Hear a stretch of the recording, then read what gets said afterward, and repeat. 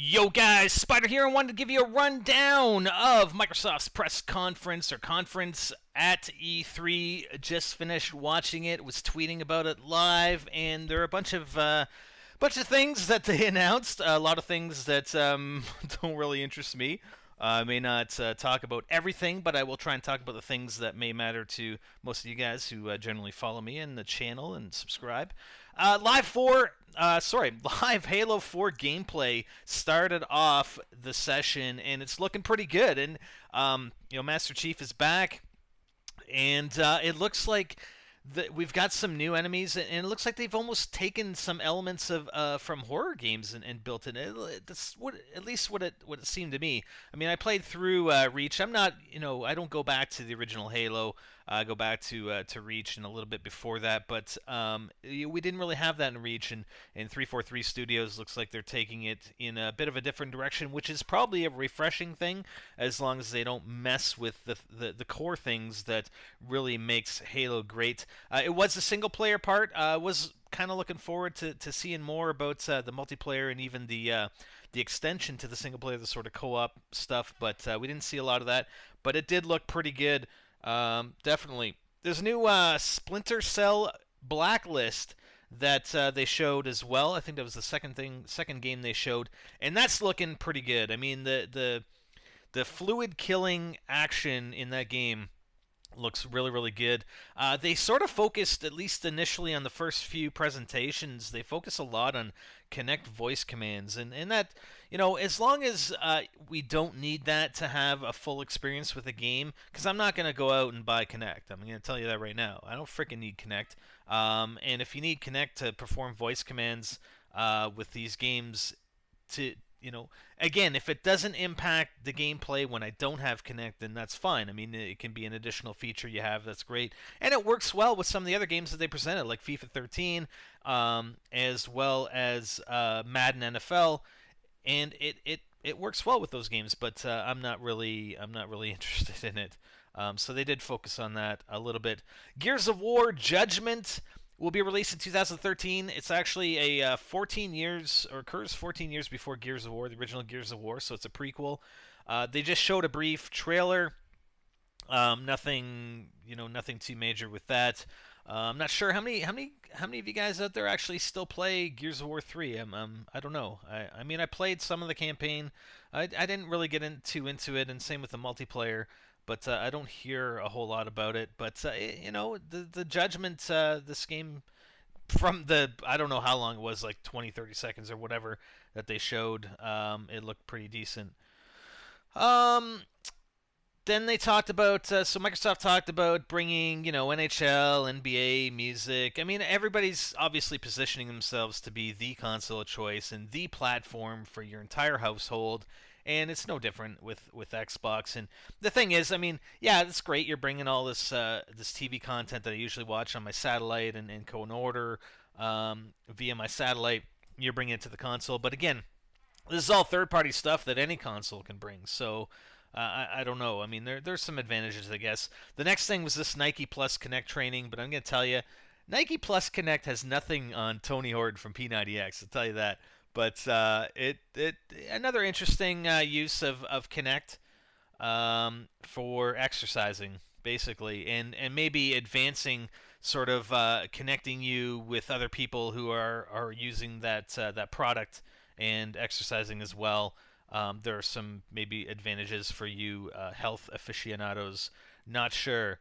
What else we got? Xbox Smart Glass, which is pretty cool. They're trying to integrate a lot of the smart devices that you use integrated in with using your Xbox. If you're watching a movie on your Xbox, you can transfer it to your tablet or your smartphone or whatever. So I mean, that stuff kind of looked pretty cool. For me personally, I play games on my Xbox. It's not really my entertainment center. I don't require it to be, and I wouldn't necessarily, use my portable smart devices with my Xbox. So, but it would probably interest a lot of other people that do tend to do that. And you can even use your smartphone as a remote on some of the games, and to add additional features to the games through, if you unlock something in a game, you can view it on your smartphone or your tablet or whatever. So that's pretty cool. I mean, I gotta admit, it is pretty cool. Although I wouldn't necessarily get a lot of use out of it. They're bringing Internet Explorer to Xbox this year. Wow, what the hell took you so long? I mean, you can't bring a browser to your console. Come on. So that was a big announcement. Tomb Raider, a new Tomb Raider game. I'm not sure when they said they were going to release it. It looks pretty good. I mean, I think Tomb Raider and Uncharted. I know Tomb Raider came first. Uncharted. I mean, they're somewhat similar, and the gameplay looked all right. And they actually said they were going to release. I believe they said they were going to release a demo on Xbox Live after the press conference was completed. So I'm going to take a look and see if that's on there. But it looked okay. What else? Oh, and one thing they do have with the Tomb Raider, they did announce there's going to be timed exclusive content for Xbox only for that game. And there was talk about some other exclusive content that I will touch upon at the end of the video, which I'm not too happy about. The few new games they mentioned, I'm not really going to talk about them. Resident Evil 6, they showed Capcom. They showed some gameplay from Resident Evil 6. It actually looks pretty good. It actually looks pretty good, and you actually move while you're ADSing, which you couldn't in Resident Evil 5. So I'm looking forward to that as a zombie fan. I'm not necessarily. I mean, I've watched. I haven't played all the Resident Evil games that had Resident Evil Operation Raccoon City. I didn't really like it, but hey, Mila I don't even know how to pronounce. Resident Evil. Come on, the movies, yeah. But anyways, I want to play 6 because it's zombies. Yeah, NGT Zombies for the win. They had Recketeer. I tweeted out Recketeer, nice tats, lady. I hope nobody misread that for nice something else, lady. South Park, new game from South Park, whatever. Dance Central 3, yeah. I actually thought that was a Super Bowl halftime show with Usher there when they were dancing all over the place, but no, it wasn't. It wasn't. Um, what else? Okay, so then Black Ops 2. So they showed some Black Ops 2 gameplay from the campaign, looking pretty solid. I mean, the sniper rifle's looking pretty cool.